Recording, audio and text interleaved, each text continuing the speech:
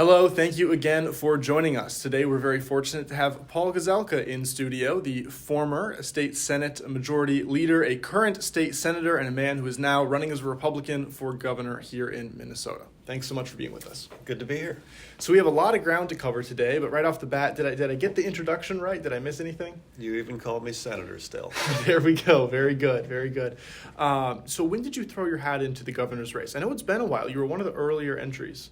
Actually, I was the last entry on September 8th. Oh, okay. So, but there was a lot of questions about whether I was going to run or not. Sure. And I wanted to make sure we got done with session. We didn't raise taxes and hold the line on all of our conservative values. Mm-hmm.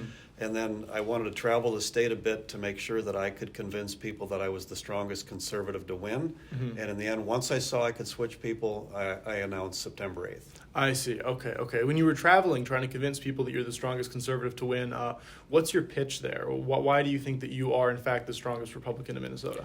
Well, first of all, on my record, just look at the record of each of some of the three top candidates, and you can tell who's a conservative and who's not. And all of my record would be strong on fiscal and social conservative issues. Mm-hmm. But then I'm the only one that's gone head-to-head against two Democrat governors. Both of them wanted to raise taxes. We never raised taxes. We always protected the Second Amendment. We protected life. We protected the small business owner. We protected the ag community. And even the last 2 years protected the police from being defunded or dismantled. Mm-hmm. And so on governing, nobody else has the governing experience that I have. Mm-hmm. And then on actually winning, we've won under my leadership, back-to-back majorities in the Senate for the first time ever. Mm-hmm. And we're the only divided legislature in the country. We weren't supposed to win. Mm-hmm. I raised a lot more money than anybody else had ever raised in that position. We got the right candidates with the right strategy, and that's how you win. And the other thing I did is I recruited two Democrat senators to join us from the Iron Range. Mm-hmm. Again, first time ever that I'm aware of, two came over at one time. Mm-hmm. Mm-hmm. Is that something that you see as possible in the future of Minnesota politics, and more bipartisanship? Well, in divided government, you have to figure out how to close a deal, which people get frustrated with. A number of people told me, shut down the government, and that was really short-sighted. The courts ruled in 2017 when Dayton defunded the legislative branch. We went to the Supreme Court. Mm-hmm. They never ruled on that, but they said it is not our responsibility to fund state government. And mm-hmm. so if we had shut down now, we would have not funded the police. We would have not funded the vets nursing homes or regular nursing homes or all of the different things that people expect to have funded that were funded under the Dayton shutdown or the Plenty shutdown. Now they weren't going to fund. So that's very interesting. If you had gone through and shut down the government, we would have not had a state police force. Yeah, we would have defunded the police, right? And I've been very, very passionate saying we need more police, not less. And if the cities of Minneapolis and St. Paul can't figure it out, we're going to help them figure it out. Mm-hmm. Local government aid is tied, I think, to public safety. And we can put more resources into Hennepin County and Ramsey County, into the sheriff's departments there for more police. Mm-hmm. Governor Tim Walz really dropped the ball on public safety. From the very, very beginning of the riots, he did not act. And it's a Democrat attitude across the country where they just don't realize that you have to stop lawlessness with a force greater than that lawlessness. It's true. So if you were to become governor, what would you do to bolster the police? So first of all, they know right now that I have their back. I've already been endorsed for governor by the Federal Highway Patrol, and the chiefs of police and the rank and file police, the MPPOA, both gave me their Legislator of the Year award. So I'd listen to them, first of all. I would make sure that Minneapolis and St. Paul, if they're not funding the police, that we pass language that says local government aid must be used to have a certain amount of police. I would put more resources into Hennepin County and Ramsey County Sheriff's Departments because they have the same ability to come into a situation. Mm-hmm. It was the county sheriff that stopped the Brooklyn Center precinct from burning down because the mayor was not acting. And then I would work with the Highway Patrol with what they thought they could do to come help in Minneapolis and St. Paul. The governor has authority over them. I just wouldn't force them to do it. I'd listen to them about what they needed to do. Mm-hmm. And then lastly, I will continue to work with the different minority communities about how do we work better with the police, because some of them are very frustrated in Minneapolis. We did pass a number of police accountabilities, but it was working with the police and the minority communities about what we could agree on. Sure, sure. When we're talking here at Alpha News with people in the Twin Cities, we get the sense that even some liberals want more policing because the city is becoming just so dangerous. The streets are not safe. Is that a sense that you get also, or do you think that this would be a hard sell to Democrats? No, this is one of our winning issues, frankly, is that people want to feel safe. And you think about it, I see moderates coming our way. So moderates, independents, and some of those moderates are Democrats, some are Republicans, but they, without a doubt, want to feel safe. I have an apartment in St. Paul. 1 block from my apartment is where 16 people were shot and 1 was killed, 1 block away. And everybody has this sense that it's not what it should be. Right. Think about Woodbury and carjackings happening out there now. And this will be, I think, the number one issue that propels Republicans into the majority in the House, keeping the Senate, and winning the governor's race. Sure. How about coronavirus? What's the discourse looking like there? Because I feel like that's a lot more of a dividing issue. Seems like most Minnesotans want to be safer. Policing is probably a winning issue for Republicans there. But how would you message around COVID to Democrats should you become the Republican candidate? Well, both my wife and I had COVID. We weren't nervous about getting it. We got it.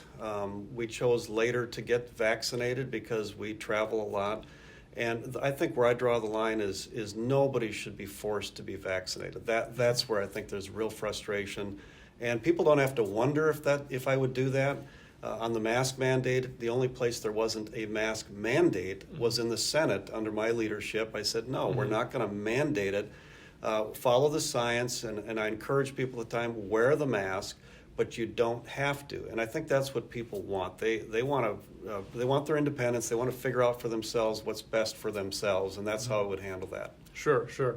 During your leadership in the Senate during COVID, you did face some criticism, specifically from another person who's running for governor. What would your response be to that? Well, Walz had emergency powers, and in Minnesota, that he abused them like many Democrat governors. We voted countless times to end the emergency powers, but it required a Democrat majority in the House to agree. And they finally did agree against the governor's wishes. They agreed to end emergency powers when we ended session in July. That was my deal to get everything done, is you got to get rid of emergency powers. So anybody that said we should just end it and shut down the government, that's why I say that was a mistake to say just shut down the government. It would have hurt too many people, and I just didn't think that was in the best interest of Minnesota. Sure. What do you think we can learn from the COVID pandemic about how Minnesota government should be operated? So as governor, one of the first things I'll do is make sure that emergency powers are never more than 30 days, and I would sign a lot less. We passed Senate File 4 in the Senate that said the House and Senate have to agree to keep it beyond 30 days. So the problem was the Democrats in the House didn't want to go against their governors, so that's why it went forever. As governor, I would make sure that we have photo ID for voting. We passed it in the Senate. Democrats didn't want to do it in the House. I would, on day one, I would do a hiring freeze for all state workers.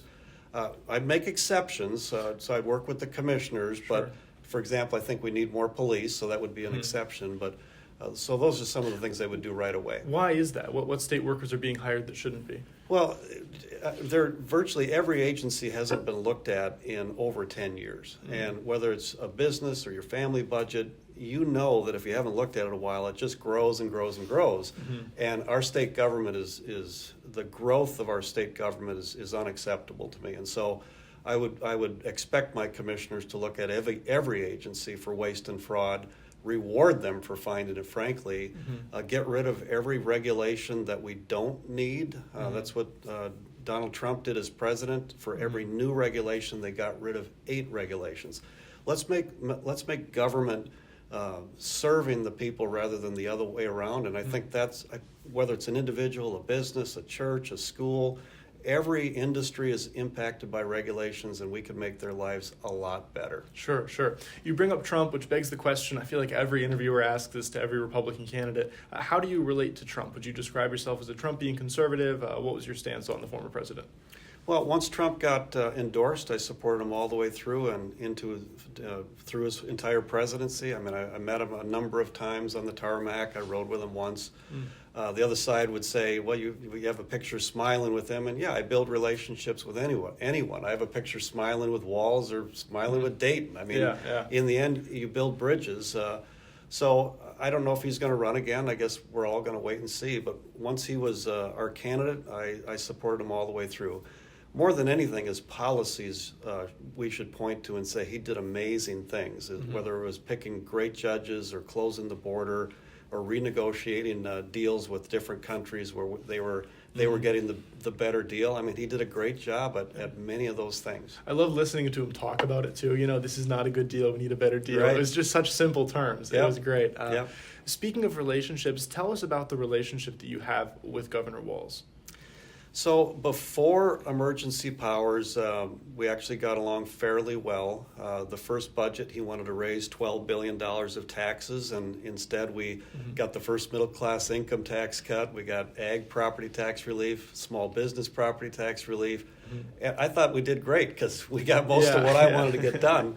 But once COVID hit and he grabbed emergency powers, we really went two different directions. And the final straw was the death of George Floyd. And I'll just tell your audience, the death of George Floyd was on a Monday. On Tuesday, the riots began, not protesting. Riots is when you break stuff. That's when the National Guard should have been out there. Wednesday, the mayor of Minneapolis asked for the National Guard. No National Guard. Where's Walz, who has control of the National Guard? Thursday, the 3rd precinct went down, the first one, I think, since the 1800s. No guard. Then I texted the governor and said, "Where are you?" And he didn't respond. Or he did respond, but it wasn't, I won't say what he said. Friday, now you have Wells Fargo down. Now it's 1,500 businesses damaged or destroyed. I texted the governor again, "Where are you?" Then I called the White House. I said, "You guys are going to have to act because he's not moving." Then I went on KARE 11 TV, and I was so upset because our Minneapolis and St. Paul were being burned down to the ground.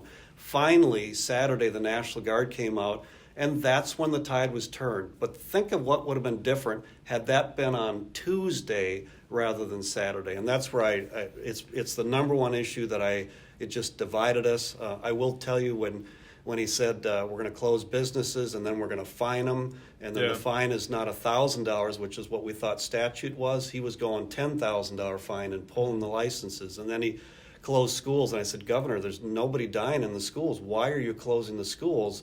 They will fall way behind." And then this year they didn't want to test them. I said, "Oh no, we're testing the kids." And sure enough, they fell way behind. And then he closed the churches, and I had to work with the church community, the Archbishop of the Catholic Church and big Protestant churches. How do we navigate this? And they eventually said, they decided they're going to open up when he said, "Okay, now churches can have 10 people, and bars, you get 50 people." Same time. And where's the science? And so it was how we took emergency powers, refused to listen to anyone, refused to listen to me, that really steeled me to say, he needs to be removed from office. Absolutely. Do you think there's somebody in his ear or a series of advisors recommending these policy positions? Because, he was the representative for the 1st District where I grew up down in Rochester, and he was always interpreted as sort of a friendly, moderate guy. He would show up to like Pheasants Forever events and get along with conservatives. And now he seems like a sort of a hardline left-wing dictator. What's with that change? I don't think anything changed, except now he had total power to do exactly what he wanted to do. As a congressman from a rural district, you're going to be folksy and talk to people. When you're in divided government and you must work with the opposition, which he had to do with me, then it was more moderate. But once he could do it all on his own, you saw what he is. Yeah, so you think this is something that Walz was always capable of, and then he was just given a platform to express this desire, and he took it? Absolutely. Sure. That's very interesting. To turn now a little bit to some questions that I know our viewers have. We have people in the comments. If you have questions, please ask them in the comments. But some of the usual questions. Gun control. I know you're a big proponent of stand your ground laws. I read this recently. Yeah, so I've always supported the Second Amendment. I think it's a founding principle, the First and Second Amendments, frankly, of who we are, how we're defined as Americans. And stand your ground is something that I think more and more people are aware that if there's not enough police, they have to protect themselves. More and more people are buying their guns, getting their permit to carry, and so record levels. Yeah, and that's why I just say, look, I've always been a supporter of the Second Amendment. I always will be a supporter of the Second Amendment. Absolutely. Abortion is, of course, another thing we talk about a lot. Would you support Texas-style abortion controls? So they asked me that a while ago, and it's 6 weeks to the heartbeat. We were trying to work on, I believe it was 22 weeks, when the viability of a baby is there. If Roe v. Wade is turned over in Minnesota, we still have what's called Doe versus Gomez. So we already have, through the courts, a decision that abortion would still be in Minnesota. And so we have to work on winning the hearts and minds of people. As governor, I can tell you that I would pick great conservative judges that don't reinterpret the law, but follow the law. And so all of those things are tied together. That's, I think, what you saw happening federally. Sure. Speaking of judges, it seems like every time I look at the news in Minneapolis, we have some criminal being arrested, and then their sentences being stayed or reduced, or they're being turned free by these extremely liberal, judges down there in Minneapolis. What would you do to rein them in? So, first of all, you got to pick better judges. That's part of it. Right. I think that social media can be a way to identify if a judge continues to drop a sentence down below what it should be. I think that is a way that I think if people are aware that a judge is not doing their job, that pressure can make a difference. What's happening now, I do ride-alongs in Minneapolis and St. Paul, and first of all, it's the prosecutors and the judges. So. Yeah. County Attorney Choi, for example, says he's not going to prosecute if they're pulled over for a minor offense and find something else. And so on my ride-alongs, then they just let the people go. I'm in a car with no lights, middle of the night, driving down towards us, 4 guys in the car. It looked like something that should be stopped. Right. Another guy at a red stop. We're at a red light. We're right next to him in the police car. Red light, and then he just blows right through. And the police officer said, if I pull him over and I find something, it's not going to solve anything. So that's really astonishing. If you pull somebody over for running a red light, you find drugs in the car, you find illegal weapons in the car, there's nothing they can do. Well, because Choi says he's not going to defend it or prosecute it. And then if something gets to the courts, and if the judge should have given a felony and instead he gives a misdemeanor, what's happening now in Minneapolis on that ride along, the officer said more and more of the guns were confiscated are with people that had a permit to carry. I said, wait a minute. I heard that in the past, the people that had the permit to carry were the law-abiding citizens. He said, well, the problem is now, because they're not getting the felony that they should have had with that gun, they figured out if they get their permit to carry, they can't confiscate the gun. And it's just this big mess. So it's we need more police. The prosecutors and the judges need to do their jobs, and that means more people need to be punished. They need to go to jail. They need to send the message that you can't just do a flash mob and empty out a Best Buy, or you can't do carjacking.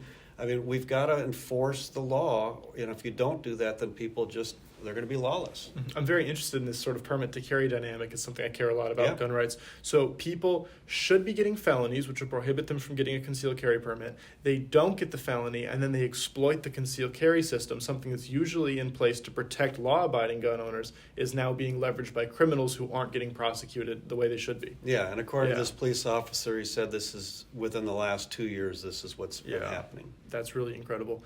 Yeah. Another question our viewers always have is that of legalized marijuana. What's your stance on this? So I'm against it. Okay. I do support lowering sentencing. I don't think it has to be a big offense.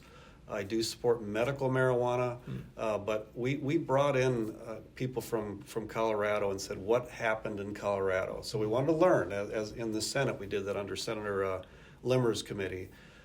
Accidents were up about 7%. Mental health problems were higher. Productivity was lower.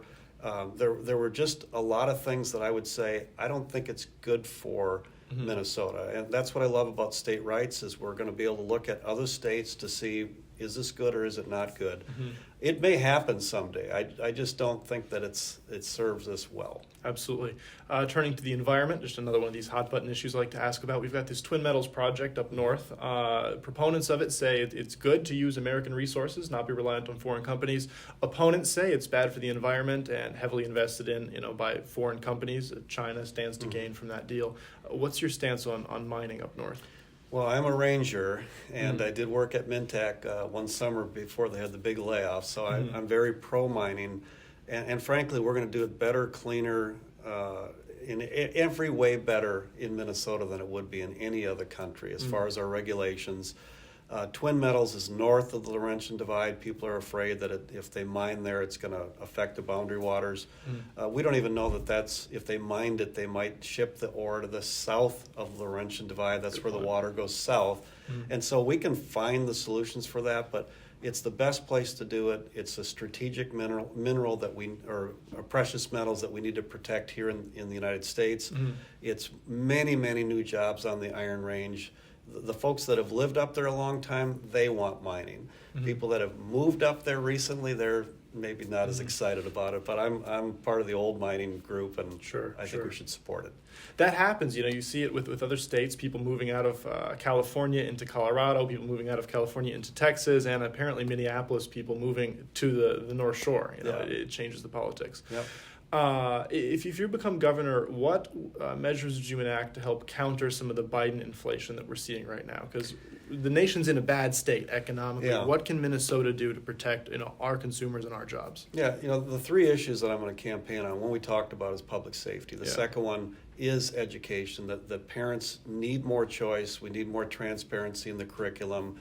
Kids in failing schools in Minneapolis and St. Paul need to have an opportunity to get somewhere else, right? You support school choice then? I absolutely do. Okay, yeah. That makes sense. In addition, and we maybe come back to that, so then the third issue is the economy, and Biden has botched it all. But frankly, Walz has helped contribute to that.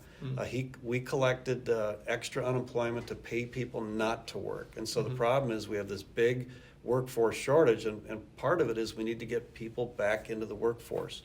A second thing that I would do is we need to reform our welfare system. We pay more benefits than our surrounding states. It should be the exact same everywhere.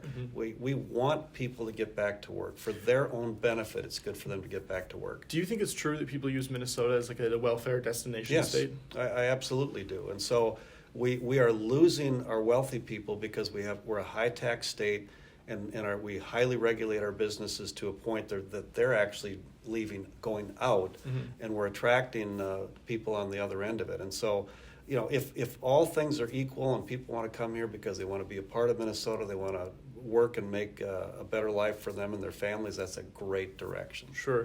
Let's circle back to the education issue, because Republicans are oftentimes painted as being apathetic towards the needs of especially inner city schools, but that seems to have shifted lately. Parents are getting more involved in school board meetings. School choice has become a sort of a hot button issue over the last, I would say, 4 or 5 years. Tell us about your thoughts. So 3 years ago in the Senate, we passed opportunity scholarships, giving kids in failing schools that don't have the ability to go somewhere else resources to go somewhere else. And Governor Walz just opposed that. In the end, instead of doing that, that's how I got the middle class income tax cut instead.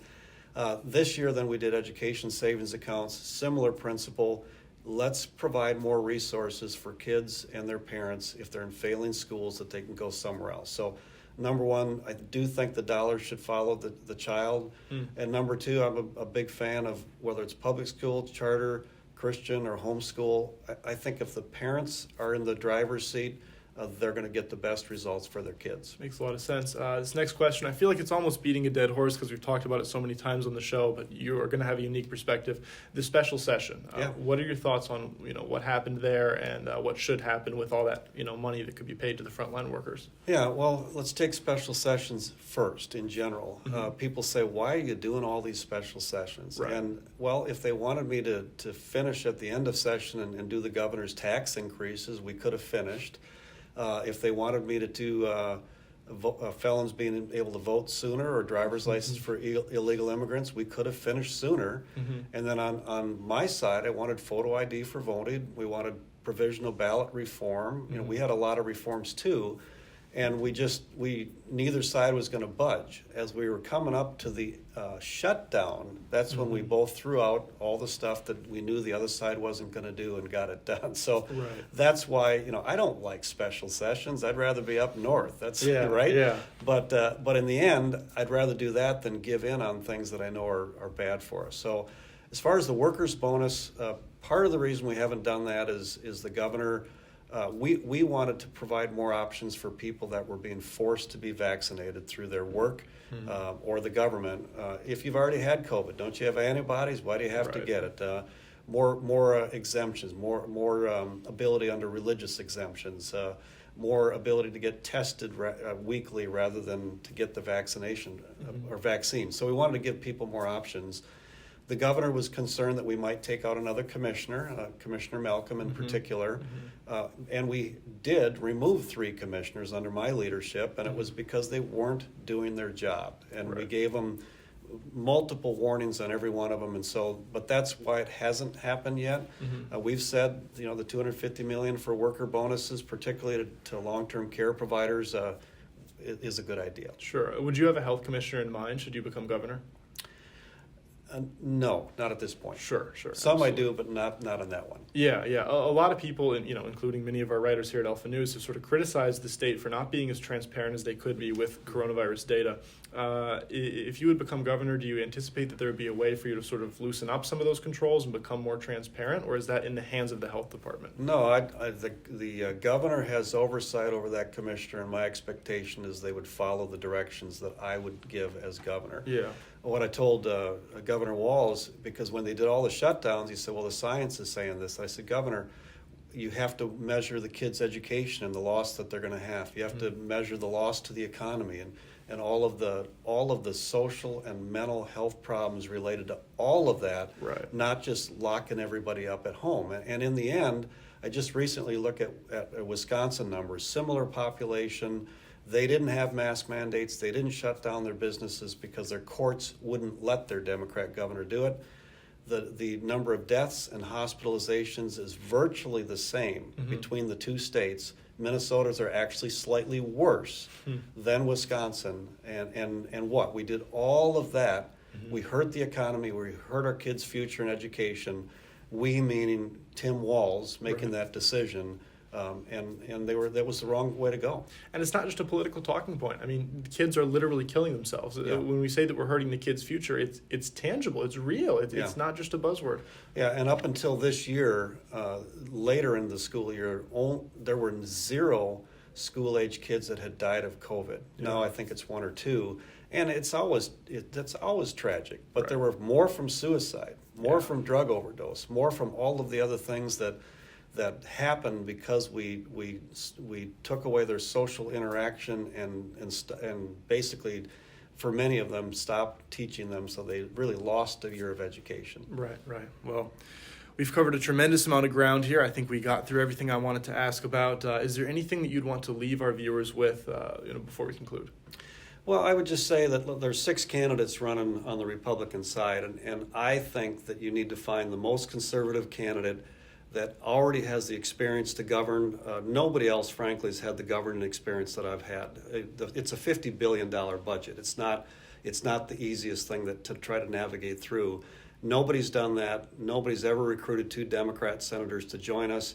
Nobody's ever won back-to-back majorities. And I'll make the case that not every one of the candidates out there, even though they say they're conservatives, are conservatives. You got to look at the record.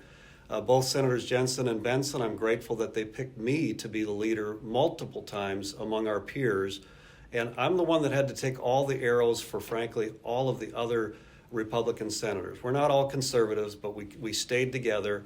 The leader has to take the hits. And so I never pointed out anybody else publicly. We stuck together. But now I will start to make some differences between myself and Senator Jensen and Senator Benson. So I'm in it to win. We got to win the governor. We got to win House. We got to win Senate. If we win all 3 of those, we can do great things for Minnesota. Sure. If people want to get involved with your campaign, keep up with what you're doing, how can they do that? Best way to do it is just go to Gazelka.com. You got to spell it right, Gazelka, Gazelka.com. we want you to join us. We're doing very, very well, raising a lot of resources, getting people involved. Pay attention to these next few weeks. There's going to be 2 straw polls coming out, and we'll see where we're at. Awesome. Senator, thank you so much for being with us. Thank you.